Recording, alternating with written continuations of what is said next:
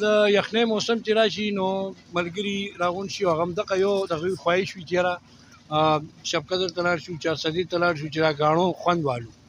او په دې هکله زما دا ما سره چې کوم ملګري راغلي دا زما د بچپن ملګري دي. تقریبا مونږ 50-55 سال نه یو ځای واړه لوی شو.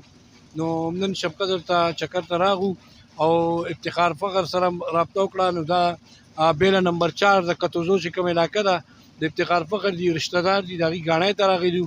نو دلته هم د ګوړه جوړولو دغه هم وکتو او دلته ګوړه پخیږي لګیا دا شربت چې دی د ګنو او ځان له ورته وینا کړې ده چې یاره موږ له د ګنو نه ښایسته اوریجنل شربت ووځي چې دا وڅښو.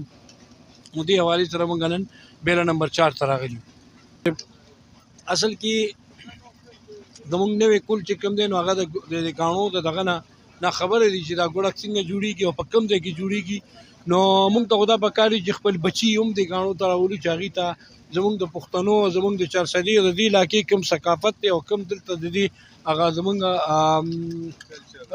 کلچر دی او بل دا د بهترین زموږ آمدن ذریعه هم دا ګاڼۍ او ګوړه او چې دغه ورته ښایو هغې ته روشناس کوو چې ورته پته لګي چې یاره دا ګوړ هم دلته جوړېږي او د چینو نه ځان لرې کړي او د ګوړې اړخ ته راشي ځکه چې چیني خو زیات بیماریانې دي او ګوړې چې دی د بیماریانو نه سړی لرې ساتي.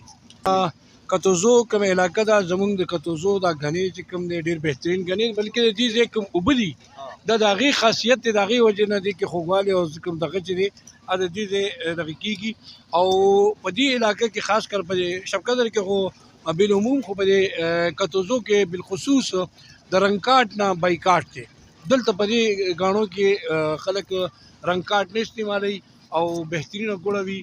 او زه په خپل هم چې زما کوم پکار وي نو زه افتخار فخر نه همدلته نه وړم خپل استعمال لپاره د کتوزو نه. د کتوزو ګوړه چې کومه ډېره مشهوره ګوړه ده او که څوک د بل ځای نه روړي او دلته ګاڼۍ کوي بیا په دې نوم خرڅوي نو د هغه خوند خو نه ټیک ده. په یو ځل یې خرڅه کړه بیا د هغې نه په دویم ځل د هغه نه څوک نه اخلي.